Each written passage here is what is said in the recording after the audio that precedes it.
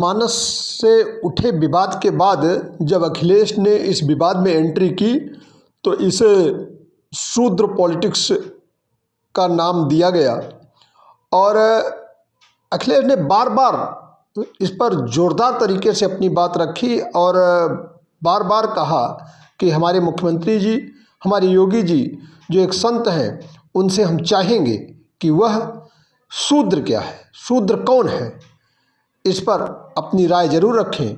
हालांकि नफ़ा नुकसान भाप करके समाजवादी पार्टी ने इस मसले पर रोल बैक कर लिया।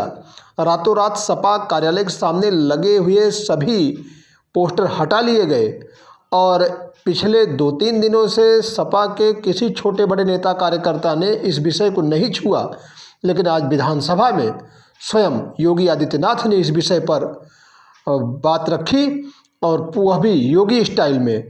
आइए देखते हैं योगी ने इस विषय पर क्या कुछ कहा।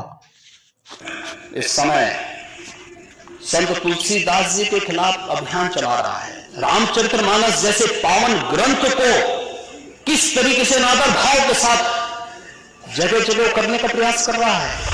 महोदय, ये चौपाई है कहां पे?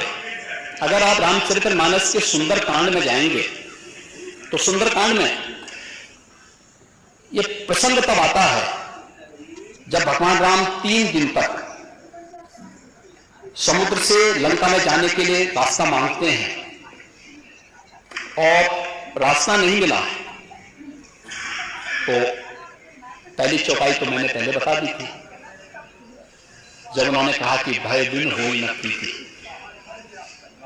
और तब जब लक्ष्मण जी धनुष और बाण लेकर के राम जी के पास जाते हैं, भगवान राम को देते हैं, भगवान राम तीर का सम्मान करके फिर समुद्र को चेतावनी दे करके आगे की कार्रवाई करते हैं, पर समुद्र खड़ा होता है और भगवान राम के सामने फिर कहता है,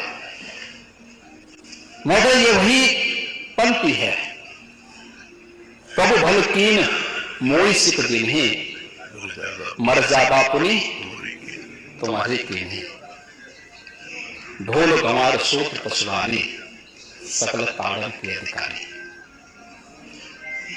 अब ये सीख से है, शिक्षा से है। तो मैंने शुरू में इसी बात को कहा ना,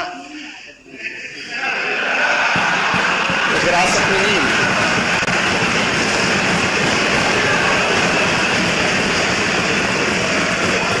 ढोल एक वाद्य यंत्र है। गंवार का मतलब अशिक्षित से है, शूद्र का मतलब श्रमिक वर्ग से है, किसी जाति विशेष से नहीं है। और बाबा साहब भीमराव अम्बेडकर भी इस बात को कह चुके हैं कि दलित समाज को आप शूद्र मत कहो। और आपने तो बाबा साहब भीमराव अम्बेडकर जी के प्रति किस प्रकार का व्यवहार किया था, तो जग जाहिर है।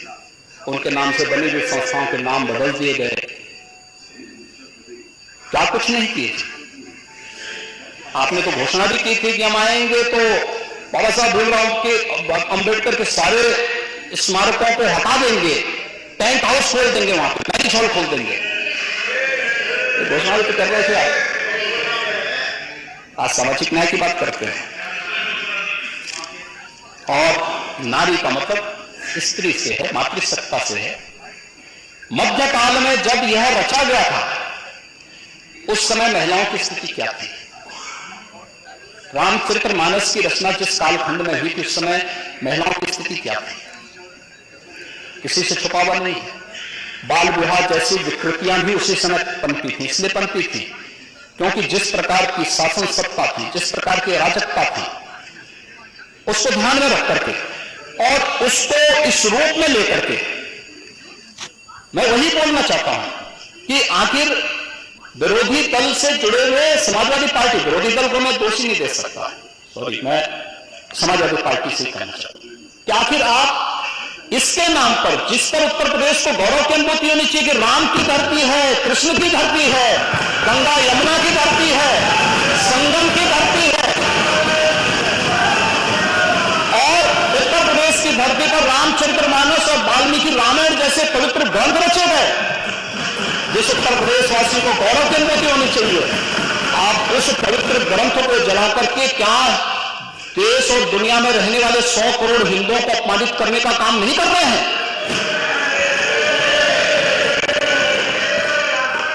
और इस प्रकार की अराजकता को कैसे कोई स्वीकार कर सकता है? कैसे कोई स्वीकार कर सकता है? और इसलिए महोदय, मुझे तो केवल एक पंक्ति याद आती है, जाके प्रभु तारुण दिखना ताके मती, विरासत में तो नहीं मिली थी, लेकिन जो बचा कुचा था वो भी स्वाहा।